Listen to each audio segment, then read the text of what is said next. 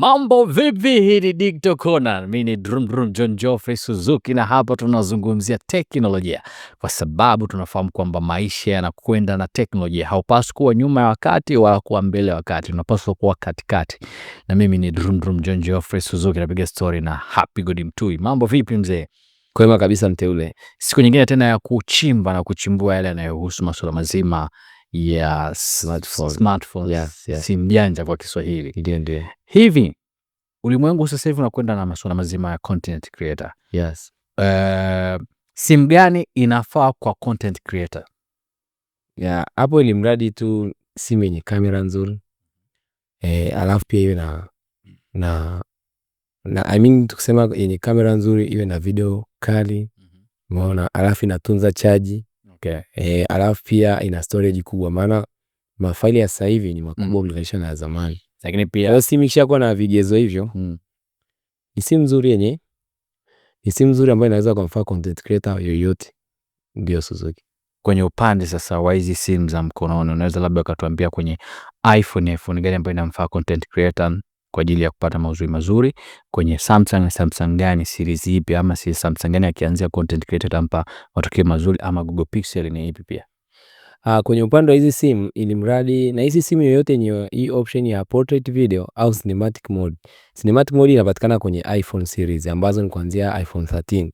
Nafikiri kuanzia iPhone 13 ni simu nzuri ambayo itamfaa content creator yoyote. Lakini pia kwenye Google Pixel kuanzia Pixel 6 na ina hiyo option ya portrait video ambayo inakuwa kwenye Pixel kuna utofauti kidogo, inakuwa ni blur. Unachagua option ya ambayo ni filter ya blur pale. Then inatosha pia kwa content creator kuanzia Pixel 6. Lakini kwa upande wa Samsung, angalau kuanzia Samsung S22 Plain kuendelea, hizo series ziko vizuri. Kwanza zinapokea patch mpya za software updates. Alafu pia hata hizo simu zinakuwa na quality nzuri zaidi kwenye upande wa battery, na zinakuja na storage kubwa ambayo itamfaa content creator yoyote. Ila kama anaweza kuafford hizi simu kubwa, mfano 17 zinakuwa zimekuja kabisa ana feature za content creator. Sasa hizi pro model, kwa mfano 16 Pro, 15 Pro, 16 Pro, 70 Pro, hizo ni simu nzuri sana ambazo hata ukiangalia hata kwenye mitandao kwa content creator wengi wana recommend hizo. Lakini pia kwenye Samsung angalau S24 Ultra na hadi S26 Ultra. Hivyo pia kwenye Pixel 9 Pro mpaka Pixel 10 Pro XL, hizo simu ziko vizuri sana kwenye masuala ya video na kwenye masuala mazima ya content creation. Ila sasa kwa yule mteja ambaye kwa yule mtu ambaye budget yake ipo chini, basi isiwe kikwazo cha yeye kutokuchukua simu. Angalau amiliki iPhone 13 ambayo inauzwa na $890 ambayo bado inapatikana kwenye condition nzuri. Hivyo pia kwenye Pixel 6 inauzwa na $420, nayo pia kwenye bado ipo kwenye category nzuri au simu nzuri ambayo inafanya vizuri kwenye upande wa content. Hivyo pia kwenye Samsung S22 kwa $520 anaweza kujipatia hiyo simu ambayo ni 256 GB kabisa.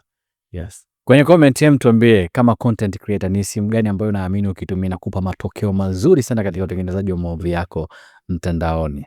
Nataka uniambie ni viashiria gani mteja akivisikia kwa muuzaji wa simu ajue kwamba anakoelekea anapigwa vibaya mno.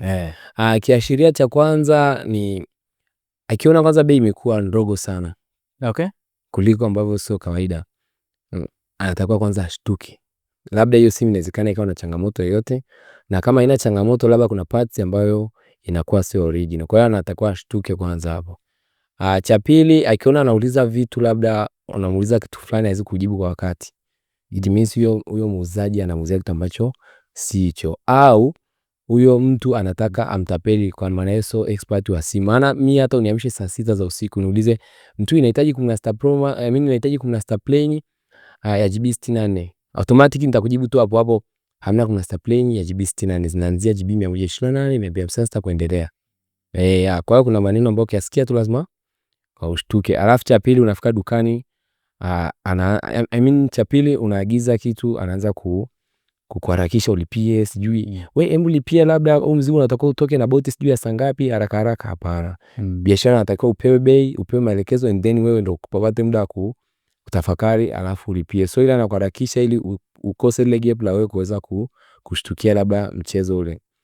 Akiona hizo dalili, naona anaweza aka cancel biashara, au ni vizuri akafika ofisini akakagua kile kitu mwenyewe akajihakikishia kila kitu vizuri. Lakini si wabongo au si wa Tanzania tunapenda vitu vya kitonga.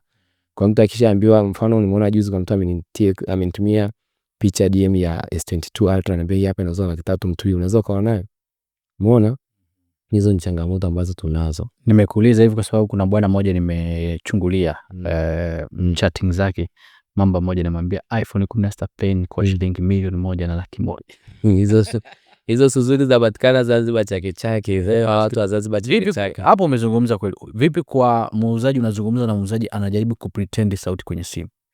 Yaani muuzaji anauza endena na pretend. Ana pretend sauti, anakuambia karibu, unataka tukuhudumie nini? Hiyo pia nataka ushtuke.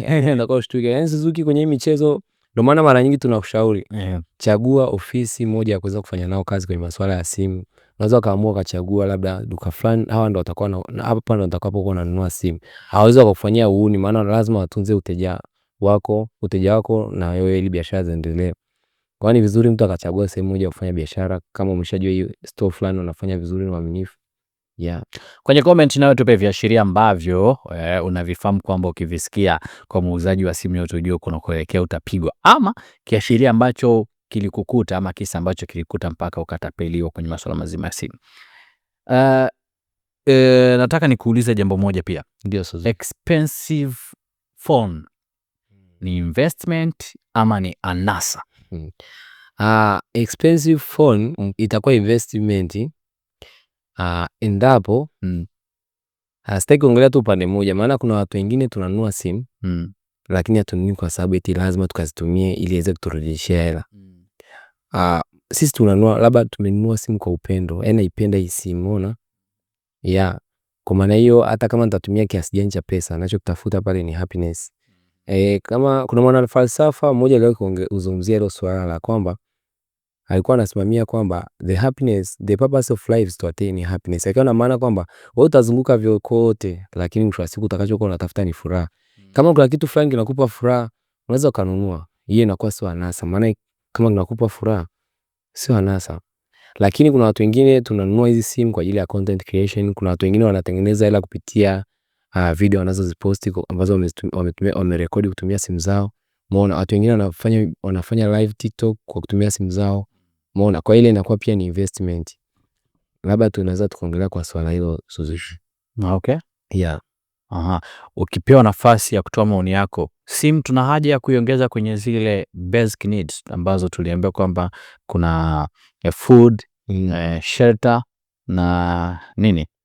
Na food, shelter na clothes. This is the shelter. The shelter. Clothes hapa nafikiri iko sahihi. Ambayo ni nguo, malazi na chakula, ndio yako sahihi kabisa. Kwenye upande kwa sasa teknolojia ya sasa inavyotaka, na hisi simu imeelekea kuwa hivyo. Kwa sababu kama una simu itumisi unapingana na teknolojia. Kila kitu kipo kwenye mitandao. Ukienda sehemu unataka kununua kitu unatumia simu kuweza kufanya malipo sometime, umeona? Kupata taarifa ni tofauti na zamani. Ukifuatilia vizuri hata Suzuki hapa nikikuuliza lini umesikiza radio? Sijui. Unapata taarifa, unasikiza? Sababu ila asilimia nyingi watu wengi wana scroll wanajifunza, umeona? Tunatumia sasa hivi AI kwa ajili ya kurahisisha mambo yetu ya kila siku. Kwa hiyo inapoelekea simu inaenda kwa basic need. Na watu wengine simu ishakuwa kama lifestyle.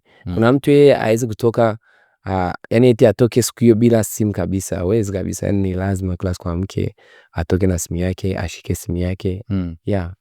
Kwa unapotumia simu, unadhani kuna haja ya simu kuiongeza kwenye basic needs ama tuiache kwenye luxury needs?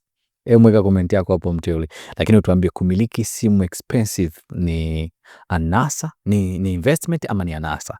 Na wewe pia tupe comment yako hapo. Mteja, unapohitaji kununua simu ya mkononi, ni vitu gani ambavyo unapaswa kuzingatia kama mnunuaji? Yani simu ya mkononi kutoka kwa mtu mwingine aliyekuwa anatumia simu. Kutoka kwa yani kutoka kwa mfano. Unadhani mteule anapotaka kuja kununua simu kutoka kwenu anapaswa azingatie vitu gani? Cha kwanza kabisa mara nyingi ni budget. Kwa sababu uko na 300,000 and then unataka kununua kuna 7 Pro Max. Kwa maana ni bei na budget yake ipoje. Lakini baada ya hapo sasa budget yake ashachagua labda 400,000 anayo, si ndio? Vitu vingine anavyotakiwa kuzingatia ni storage. Kwa maana hiyo ajue kabisa kwamba hii simu ninayonunua naenda kuifanyia nini. Itakidhi mahitaji yangu kwenye swala la labda kurekodi, kuhifadhi data zangu na document. Cha pili betri. Kuna watumiaji wengine au wateja wengine wanafikaga dukani hapa, ananunua simu alafu baadaye anaenda huko anakuja kugundua kwamba hii simu haitunzi chaji. Lakini kuna mteja mwingine ananunua simu anaishi na hata utaona akilalamika kwa sababu ana uwezo wa ku-access muda wote kuweza kurecharge simu yake, tofauti na wale ambao wanaenda vijijini. Kwa hiyo lazima azingatie hivyo vitu. Kwa hiyo ni storage na battery na budget. Nafikiri hivyo ndio vitu vikubwa kwenye simu. Lakini pia kuna watu wengine ni kamera. Kama hivyo tayari ulivyokuwa unazungumza kama content creators. Content creator anahitaji kamera nzuri. Anahitaji kamera nzuri, anahitaji storage na battery, vyote hivyo anavihitaji kwenye simu moja, umeona? Hivyo ni vitu vya muhimu kuzingatia wakati mtu. Vipi kuhusu processor? Kwa maana ya yani automatic simu nyingi sasa hivi zinakuja na processor nzuri.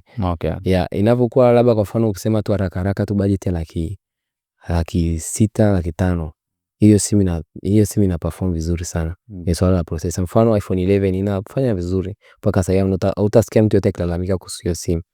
Hata labda S22 pia ina perform vizuri, Pixel 7, Pixel 6, hizo ndo simu za budget hizo zote zinafanya vizuri. Kwa hiyo swala la processor najua tayari akishaweza kucover hivyo storage, battery na hata kisahau processor bado tu itaendelea kuperform vizuri. Kwa mtu anakuambia fake until it's real au fake until you make it. Mteja akija kwako mteja akwambia hii ni iPhone 11.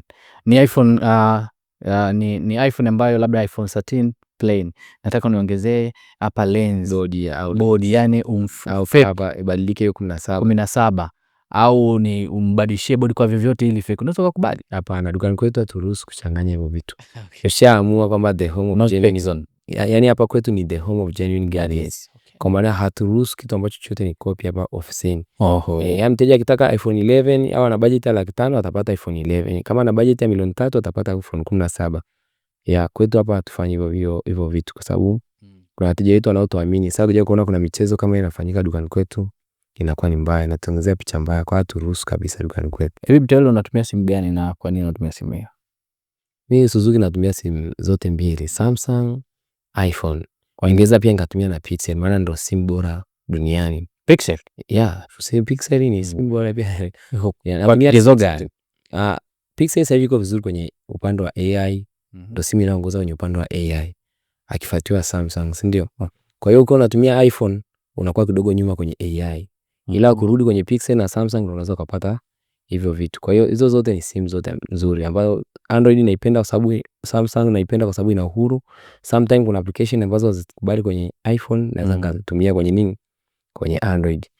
Kwa hiyo ndio maana ninazo hizo simu zote mbili na ni simu nzuri. Kwa hiyo ndio iko hivyo sasa. Mteja akija akakuuliza nahitaji kununua simu, hajajua nahitaji simu gani, huwa unamshauri nini zaidi katika machaguo hayo matatu ambayo umeyazungumzia, Pixel, iPhone na Samsung? Hapo inabidi nimsikilize vizuri mteja ili nijue mahitaji yake. Yaani kuna mteja anakuja chap anakuambia nahitaji simu, labda simu ina gani wala ajui. Ajui simu gani anahitaji, basi naanza kumsikiliza. Labda simu hiyo anaenda kutumia kwenye mambo gani. Ndio naanza kujua kama simu gani itamfaa. Kuna mteja mwingine anakuambia nahitaji simu labda kwa ajili ya kuweza kwenda kufanya mambo ya graphics, hizi mambo gani mengi kama hayo. Haraka tu namshauri Samsung. Maana najua kuna application nyingi ambazo anaweza ka download na kuzitumia kwenye Samsung, like kwenye iPhone zikaanza kulipia. Kwa hiyo direct nitaenda kwenye Samsung. Ndio mwingine anakuja anakuambia mimi napenda tu picha nzuri alafu iwe rahisi. Yaani ipiga picha niweze kuipost isipungue quality, maana sijui hivyo vitu vingi. Au nikichukua video chukue video tu and then ni post isipungue sana quality. Wala siendi kuedit wala nini. And then yule namwambia achukue nini? iPhone. Kwa hiyo ni vitu ambavyo namsikiza kwanza mteja and then namuonyesha machaguo, naanza kumuelezea chaguo hili litakusaidia kwa hivi na hivi, ili and then anachagua yeye anachokitaka. Na wewe mtu ambie ni simu gani ambayo wewe umekunywa maji ya bendera, piga huwa garagaza utaitumia mpaka siku unaenda kabrini. Google Pixel anamburuza sana iPhone na Samsung duniani. Hapana. Kwenye hiyo vita kidogo Pixel naona awaache wababe. Okay? Kwa sababu Pixel hawezi kabisa, yani bado ni mdogo kwa upande wa Samsung na iPhone. iPhone na Samsung naweza ngasema ni malegendari. Wako sokoni muda mrefu na simu zao tumeshazitumia tunaziona. Bado Pixel ni wachanga. Mfano Pixel iko ndo kwanza na simu ya 10, lakini Samsung ndo kwanza na simu ya 10. I mean, kwani wingi ni hoja kuwa na series nyingi? Yani hizo kwa mfano ukianza kuzungumzia iPhone mpaka iPhone 17. Nafikiri ni miaka michache tu hapo ameruka. Kwenye ile iPhone X, iPhone 9 pale ndo ilirukwa. Lakini kutokea iPhone 1 mpaka 17 itimisa hawa jamaa wana miaka 16 sokoni. Wakiwa wanauza products zao. Hasa tukirudi nyuma, simu yao ya mwisho iko wapi? iPhone utakuta hadi kuna mtumiaji sasa hivi anatumia iPhone 6. Lakini kwenye Pixel tafuta mtumiaji anayetumia Pixel 2 XL. Hayupo, itimisi zile simu tayari zishakufa. Kwa maana hiyo bado tuna Pixel anatakuwa akae tena sokoni muda mrefu tumuone. Tuone kama bado anaweza kafiti. Yule ni kama Gen Z, yani speed na nguvu alionayo ni kama Gen Z. Anajaribu kwenda haraka, lakini siku zote iPhone na Samsung bado watabaki kuwa legendary kwenye upande wa hii industry ya simu kwa mimi ambapo nilivyoona. Sababu nikimwangalia Pixel mara mwisho ametoa simu nzuri, ametoa Pixel 9 Pro XL, si ndio? Ambayo hiyo ndio simu iliyoshinda kuwa simu bora duniani. Na vigezo walivyovitumia pale ni mambo ya innovation, mabadiliko kwenye simu, ambao ukiangalia simu yao Pixel 8 mpaka Pixel 9 kuna mabadiliko kwanza muonekano, AI feature nyingi waliziuza pale. Lakini kwenye iPhone wao wanabadilika kidogo kidogo. Kitu ambacho iPhone amekuwa ni mjanja, yeye uzi products zote kwa wakati mmoja. Anauza kidogo kidogo, wao na Samsung. Kwa umeona? Kwa hiyo alivyouza kwenye Pixel 9, 10 Pro XL ametoa, lakini hamna kitu ongezeka zaidi, umeona? Kwa hiyo bado tunasema bado kwa hiyo tunaweza tukasema kwamba Pixel bado anatakiwa ajifunze kwa nani? Kwa iPhone na Samsung, na sio kushindana naye. Hapo labda kama utakuwa umeelewa, kwenye ile event yao wana introduce Pixel 9, walichukua video ya iPhone 90 mode na akafanisha na Pixel. Siku zote kama unaweza kushindanisha na iPhone, itimisi iPhone ni mbabe wao. Okay. Umeona? Yani Apple bado kuna kitu wamewazidi. Maana kama ungekuwa umemzidi, iPhone wasingeshindanisha. Na iPhone huwa ni mjanja. Au Apple tunasema Apple ni mjanja, siku zote hataki kujishindanisha. Na maana anajua ni wadogo. Okay. Au anakaa kimya. Hiyo vita yote yupo. Utafuata ukiingia kwenye mitandao ya kijamii uko wapi? Utakuta kila mtu anaipromo Samsung Pixel. Ila utakuta mtu anaipromo iPhone. Wale wametengeneza product and then wanauza. Okay. Wateja wao ndo watazungumza wenyewe. Kwa hata wateja hapo kwenye comment wanaweza katuandikia. Bwana, kwenye comment nataka nione mwaga moto kama Dragon watumiaji wa Pixel, mwaga moto kama Dragon watumiaji wa Samsung, lakini pia nataka nione moto wa watu wa iPhone, watu wa Apple iza. Bwana, mwaga moto kama Dragon hapo tuone na mtupe fact zenu kwa upande wenu. Yes. Lakini pia nataka uniambie jambo moja. Ni simu gani ambayo unaona watu wanaisifia na kuipigia debe zaidi, lakini haina hadhi ya hicho ambacho watu wanakizungumza, wala hilo debe ambalo watu wanalipigania au wanalipigia hiyo simu? Swali gumu sana Suzuki. Nafikiri na sisi leo tusiwe wajuaji kidogo. Tujifunze kwenye comments za wateule. Kwenye comments za naomba wateule wa comment tu hapa chini watuelezee kwamba ni sisi gani ambao naona kwamba imekuwa overrated. Yaani bei yenyewe inauzwa ni gari, alafu quality hamna. Na watatuelezea tu hapa chini. Tunaomba leo tujifunze kupitia wateule hapa chini kwenye comment. Bwana, leo tunawapa nafasi ya ninyi kutuambia. Hii iwe participational interview au participational discussion, kwamba utuambie hapo kwenye comment kwamba ni simu gani ambayo unaona inasifiwa sana, inapewa sifa nyingi zaidi, inapewa sifa za Rio de Janeiro au za Karagwe, lakini unaona kabisa haipaswi kupewa hizo sifa ambazo inapewa. By the way, mimi ni Drum John Geoffrey Suzuki, behind the camera ni Rob Signature, Rodrick pamoja na Kibandani Hub, na sisi tunasema until next time, endelea kutufuatilia, kisha kwamba tutakupa vitu vizuri, na kizuri ni kwamba tunakupa madini hapa Instagram kupitia hizo page zote ambazo unaziona, Mtui Store, Mteule Tech, Digital Corner, MC Suzuki, lakini kule YouTube pia kupitia Digital Corner, na kila kitu tunahakikisha kwamba let your brand speak online. Chap.